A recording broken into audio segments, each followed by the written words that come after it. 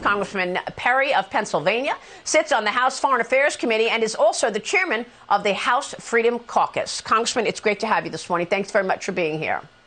Well, thank you so much, Maria. Last week, a day after the raid on the president's home, FBI agents showed up when I was traveling with my family, my wife and our two small children, my in-laws, extended family, showed up and demanded my cell phone. They said they were going to image it. They were not going to search it.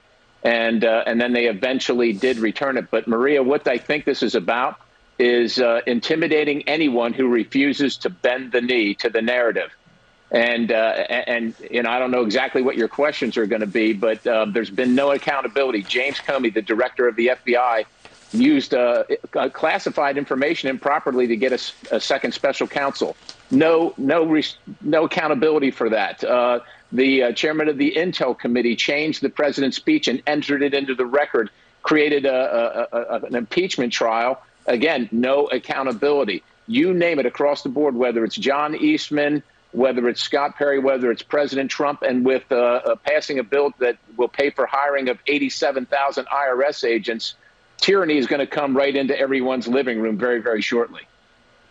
Well, this is absolutely extraordinary. I mean, here you are vacationing with your in-laws, your elderly in-laws and your children, and then you are taken aside by the FBI to ask for your personal cell phone. Obviously, they knew where you were. You're the head of the Freedom Caucus. How did that feel? What were you thinking when suddenly you're on a trip with your family and you're pulled aside by FBI agents? Well, Maria, it feels awful. Look, we have always supported law enforcement. I always have. We have revered the FBI, but this is an abuse of power. And of course, look, they're using these tactics to intimidate people, coerce people.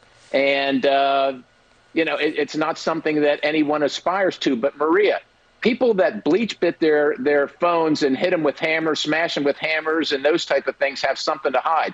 People that keep the same phone a year and a half after the election aren't worried about what's on their phone. And so that's me. But apparently they want to destroy me politically. They want to destroy, like I said, anybody that doesn't bend the knee, that isn't intimidated, that isn't parroting the narrative is now subject to these kind of third world banana republic tactics politically. And that's what you're seeing is this horrific overuse, abuse of the DOJ and the instruments of federal power.